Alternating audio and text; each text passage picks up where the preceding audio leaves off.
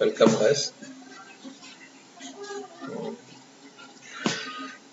Column base. What is a column base means? Steel column నుంచి వచ్చే లోడ్ని concrete పెడస్టల్కి లోడ్ ట్రాన్స్ఫర్ చేయడం కోసం మనం ఒక బేస్ ప్లేట్ని డిజైన్ చేస్తాం. ఓకే, బేస్ ప్లేట్ డిజైన్ చేస్తాం. దాన్ని ఏమంటున్నామంటే కాలం బేస్. ఆ column base, slab base, gusset base, grillage footings అనే 3 టైప్స్. స్లాబ్ బేస్ని ఎప్పుడు మనం చూస్ చేస్తామంటే లైట్ యాక్సిల్ లోడ్స్ వచ్చినప్పుడు స్లాబ్ బేస్ని, హెవీ లోడ్స్ ఎసెంట్రిక్ లోడింగ్ వచ్చినప్పుడేమో గజెట్ బేస్ని, next low bearing capacity of soil, next heavy loads వచ్చినప్పుడు మనం గ్రిలేజ్ ఫుటింగ్ని సజెస్ట్ చేస్తాం. ఓకే, యాక్చువల్లీ కాలం నుంచి అంటే ఇది స్టీల్ కాలం నుంచి లోడ్ యాక్సిల్ లోడ్, మనకి ఒక యాక్సిల్ లోడ్ ట్రాన్స్ఫర్ కావాలి పెడస్టల్ కన్నప్పుడు మనం ఇక్కడ చూస్తున్నాం ఒక బేస్ ప్లేట్. ఓకేనా, base plate through base plate నుంచి లోడ్ ట్రాన్స్ఫర్ అవుతుంది.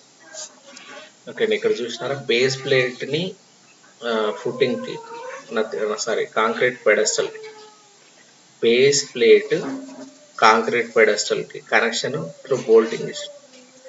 నెక్స్ట్ బేస్ ప్లేట్ నుంచి కాలం అంటే స్లాబ్ బేస్ నుంచి కాలంకేమో through cleat angles, next cover ప్లేట్ని ఇక్కడ త్రూ బోల్టింగ్ అని రివిటింగ్ అని కనెక్షన్ చేస్తాం. ఓకే, ఫ్లాంజ్కి త్రూ ది క్లీట్ యాంగిల్, ఫ్లాంజ్కి ఇక్కడ ఇది వెబ్, ఇవి ఫ్లాంజెస్. ఈ ఫ్లాంజ్కి క్లీట్ యాంగిల్స్ని మనం కనెక్ట్ చేస్తున్నాం కాబట్టి దీన్ని ఏమంటాం ఫ్లాంజ్ క్లీట్ యాంగిల్. త్రూ బోల్టింగ్ కానీ రివిటింగ్ కానీ మనం ఇస్తే దీన్ని ఫ్లాంజ్ క్లీట్ యాంగిల్ అంటాం. అదర్వైజ్ ఇక్కడ మనం డైరెక్ట్ ఇక్కడ మనం వెల్డింగ్ చేసినాం అనుకోండి, ఈ క్లీట్ యాంగిల్ అనేది క్వశ్చనే ఉండదు యాక్చువల్లీ. సో మనం బోల్టింగ్ అని రివిటింగ్ అని ఇచ్చినప్పుడు మనం ఫ్లాంజ్ కనెక్ట్ చేస్తే ఫ్లాంజ్ క్లీట్ యాంగిల్ అంటాం, వెబ్కి కనెక్ట్ చేస్తే వెబ్ క్లీట్ యాంగిల్ అంటున్నాం.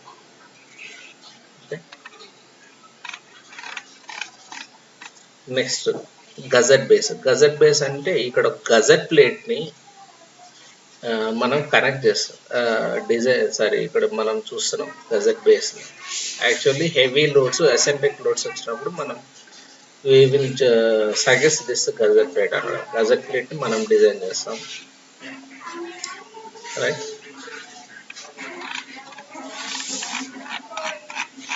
ఇక్కడ చూద్దాం ప్రాబ్లం చూద్దాం. Design problem. యాక్చువల్లీ డిజైన్ ప్రాబ్లంలో స్లాబ్ బేస్ని మనం డిజైన్ చేయండి అన్నారు అనుకోండి. స్లాబ్ బేస్ అంటే ఏముంటుంది, లెంత్, విడ్త్, థిక్నెస్. ఓకే, ఈ 3 డిజైన్ చేస్తే సరిపోతుంది. చూడండి, design A slab base for a column ISHB 350 at the rate of 710.2 Newton per meter subjected to an factored axial compressive load of 1500 kilonewton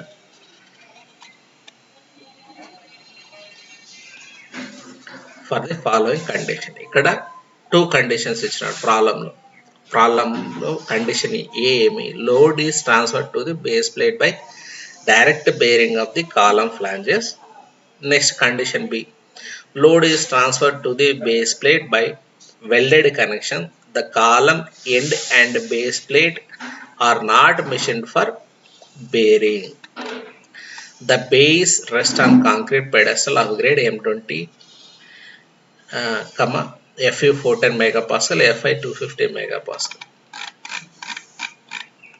So first step ఏమంటే given data for Fe 410 grade steel ki Fu 410 megapascal, Fi 250 megapascal. Next for M20 grade concrete ఈ FCK M20 grade కాంక్రీట్కి FCK value 20. M20 means FCK 20 ఉంది. Next the bearing strength of concrete, this is formula 0.45 FCK. 0.45 FCK value 20. 0.45 into 20 చేస్తే మనకి 9 Newton per mm² వస్తుంది. Next partial safety factor we know from table number 5, gamma m0 1.1, gamma mw 1.25. Next, IS handbook number 1 నుంచి properties of ISHB 350 at the rate of 710.2 Newton per meter ని sectional properties తీసుకుంటే thickness of flange 11.6 mm, thickness of web 10.1 mm, height of the section or depth of the section 350 mm, next width of flange 250 mm. Next, required area of slab base formula actually మనకు తెలుసు stress is equal to load by area. Same అదే కాన్సెప్ట్లోనే ఇక్కడ మనం చూడండి required area of slab base area ఎంత ఉండాలి అనేది మనం ఫార్ములా చూడండి. Axial load by bearing strength of concrete. Axial load column నుంచి ఎంత లోడ్ వస్తుంది 1500 కిలోన్యూటన్, దాన్ని న్యూటన్లో కన్వర్షన్ చేస్తే 1500 × 10⁻³ బేరింగ్ స్ట్రెంత్ ఆఫ్ కాంక్రీట్ ఇందాక మనం ఇక్కడ క్యాలిక్యులేట్ చేసాం. ఎంత వచ్చింది 9 Nm² వచ్చింది. దీన్ని మీటర్స్లో కన్వర్షన్ చేసుకుంటే వచ్చిన ఆన్సర్ని 0.166 m². నెక్స్ట్ ఇక్కడ మనం ఇది తీసుకున్నాం, ఓకేనా. ఈ ఏరియా అనేది మనం తీసుకున్నాము, ఇక్కడ కాలం అనేది ఇక్కడ చూస్తున్నాం. బట్ ఇక్కడ సమ్ ప్రొజెక్షన్స్ ఉంటాయి, ఓకేనా. ఈ ప్రొజెక్షన్ ఏరియా, ఈ projection it side projection it side అంటే L × B అనుకున్నాం అనుకోండి, L × B, ఓకేనా. L × Bలో సమ్ ప్రొజెక్షన్ ఏరియా, Lలో ప్రొజెక్షన్స్ ఉన్నాయి ఇట్ సైడ్ Bలో projection it side projecting area, అవి ఎంత అనేది కూడా క్యాలిక్యులేట్ చేయాలి. ఎందుకు అనేది చెప్తాను. Let us provide a rectangular base, అంటే రెక్టాంగులర్ షేప్లో ఉన్న బేస్ ప్లేట్ మనం అజంప్షన్ చేసుకుంటాం. Providing let the side of base plate will be L × B, assuming the overhangs of the base plate beyond the column flanges be A and B, nothing but projection. Overhangs of the base plate అంటే projection of base plates. Let A is equal to B, area of base plate, overall area of base plate formula L dash plus 2A into B dash plus 2B. Let us see the figure. L into B, this is our column ISHB 350. Depth of the section L dash,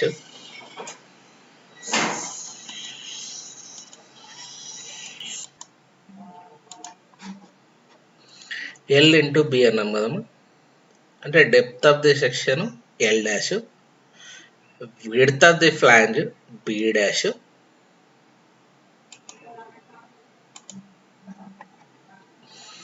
తీసుకుంటే next ఇక్కడ projection area Lలో A, Bలో B, capital B, B dash, small b, Lలో capital L, L dash, A. మనకి L × B ఎంత అనేదాన్ని formula ఎందాక తీసుకున్నాం. L dash అంటే depth of the section 350 plus 2A into B dash అంటే width of the flange 250 plus 2B.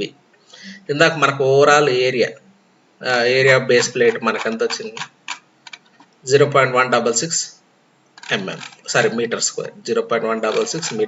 దీన్ని metres mm² conversion చేసుకోవాలనుకుంటే 0.166 × 10⁻⁶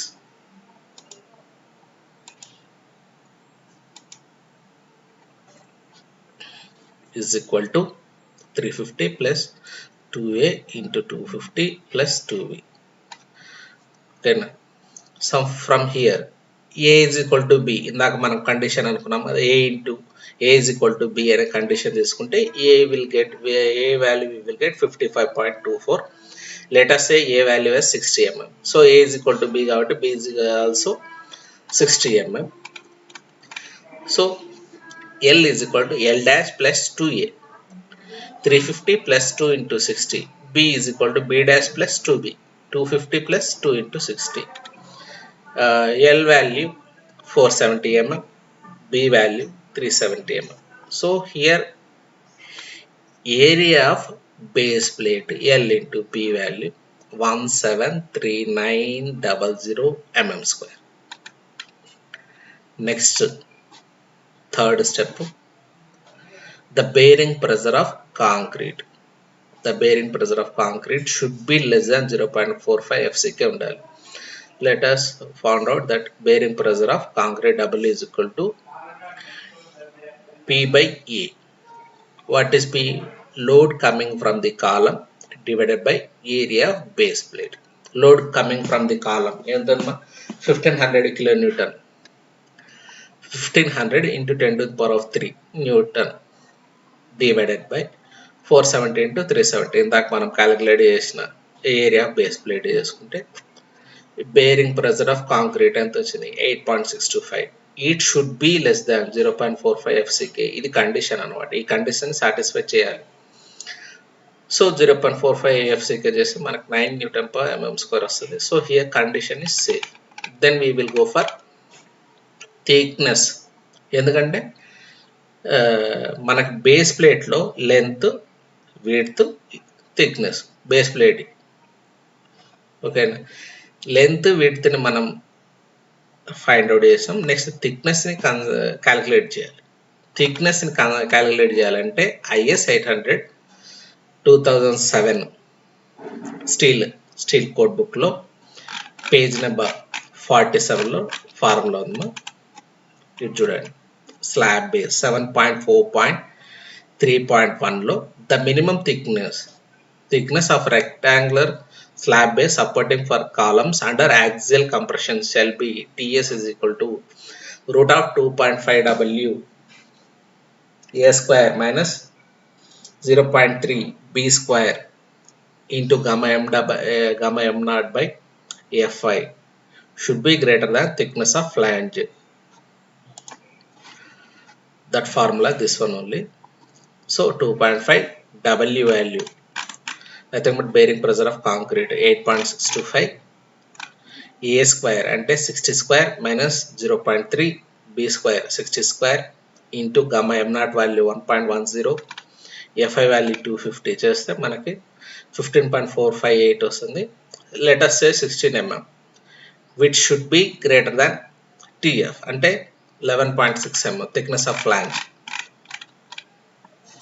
ఇక్కడ వరకు మనము బేస్ ప్లేట్ లెంత్, విడ్త్, థిక్నెస్ని క్యాలిక్యులేట్ చేసేసి నెక్స్ట్ మన ప్రాబ్లంలో కండిషన్ ఏ ఇచ్చినాడు కదా. కండిషన్ ఏమి ఇచ్చినాడు? The load is transferred to the base plate by direct bearing అనేది మన condition. So this implied, what is this implies means that the column end and base plate have been machined perfect bearing. Also there is no bending moment. Therefore, the connection of column with base need not to be designed. అంటే కాలం కనెక్షన్స్ని మనం design చేయాల్సిన అవసరం లేదు. However, to keep the column in position, two cleat angles of nominal size 55 into 8 mm may be provided, connecting the column flange with the base plate. అంటే ఈ మొత్తం condition ఏ, problem condition, మన ప్రాబ్లంలో ఇచ్చిన కండిషన్ ఏకి ఈ లైన్స్ని మనం కంపల్సరీ రాయాలి. ఓకేనా? హౌఎవర్ ద టూ క్లీట్ యాంగిల్స్ని మనం తీసుకుంటూ కన్సిడరేషన్ చేస్తున్నట్లు యువర్ విష్ ఐదర్ ఈక్వల్ యాంగిల్ని ఆర్ఎల్స్ అన్ఈక్వల్ యాంగిల్స్ని మీరు యాంగిల్ సెక్షన్స్ని కన్సిడరేషన్ చేసుకోవచ్చు. Here 55 into 55 into 8 mm cleat యాంగిల్స్ని మనం ప్రొవైడ్ చేస్తున్నామని చెప్పి. Next condition B, the column end and base plate have not been machined for perfect bearing. Perfect bearing కోసం అవి కనెక్ట్ చేయలేదు. Therefore, the load from the column will be transferred to the base plate through welded connection. So welded connection నుంచి load transfer అవుతుంది base ప్లేట్కి అనేది మనం చెప్తున్నాం. So ఇక్కడ మనం వెల్డింగ్ అంటున్నాం కాబట్టి వెల్డింగ్ని డిజైన్ చేయాలి.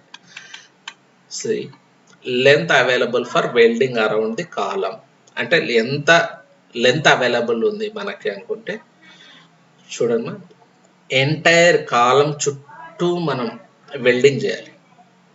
ఎంత లెంత్ అవైలబిలిటీ ఉందనేది చూద్దాం.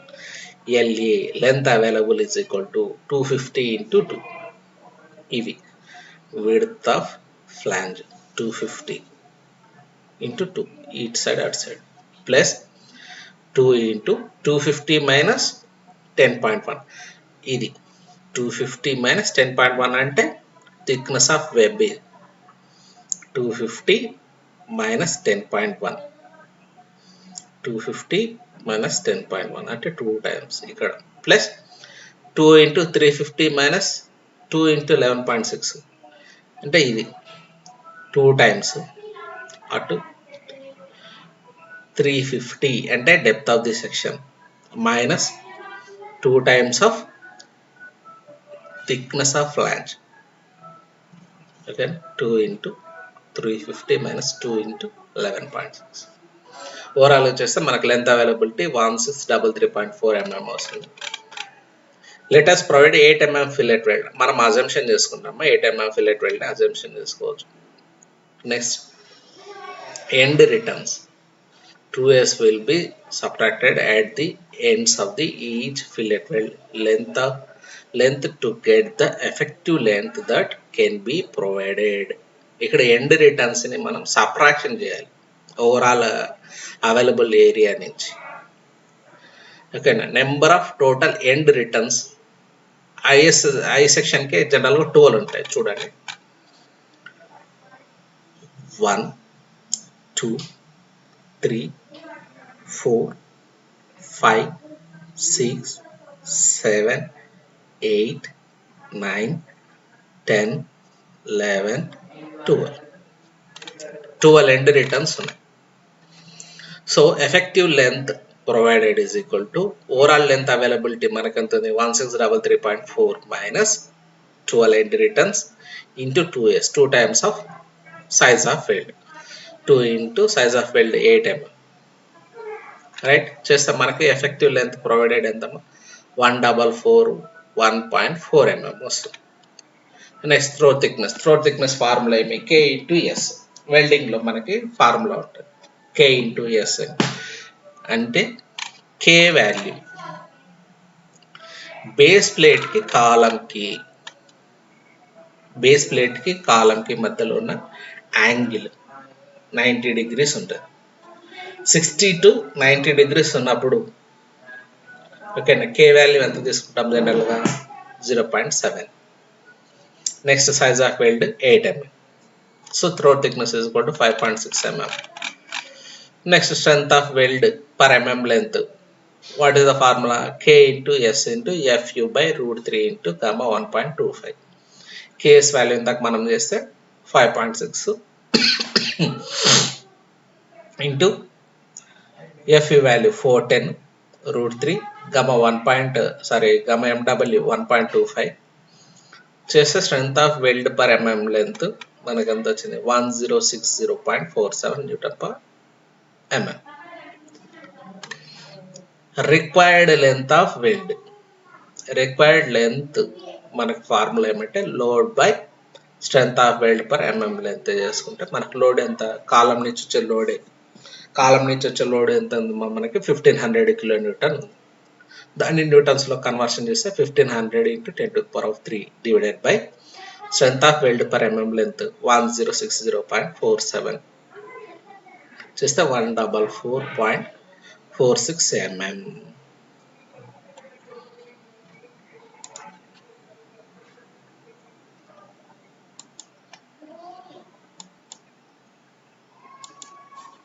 ఇది ఈ 14.46 mm ఇక్కడ మనకు రిక్వైర్డ్ లెంత్ ఆఫ్ వెల్డ్ మనం ప్రొవైడ్ చేసిన దానికంటే ఎఫెక్టివ్ లెంత్ ప్రొవైడెడ్ 1444.4 కంటే తక్కువ ఉండాలి. అంటే మనం ప్రొవైడెడ్ చేసినది రిక్వైర్డ్ ఎంత ఉంది, మనం ప్రొవైడ్ చేసినది ఎంత ఉంది అనుకుంటే కండిషన్ ఇస్ సేఫ్. అంటే మనం ప్రొవైడ్ చేసిన వెల్డింగ్ పర్ఫెక్ట్ ఉంది, లోడ్ మనకి లోడ్ని కాలం నుంచి వచ్చే లోడు త్రూ వెల్డింగ్ నుంచి బేస్ ప్లేట్ నుంచి పెడస్టల్కి ట్రాన్స్ఫర్ అవుతుంది అనేది కండిషన్. ఓకేనా? So here ends that slab base problem.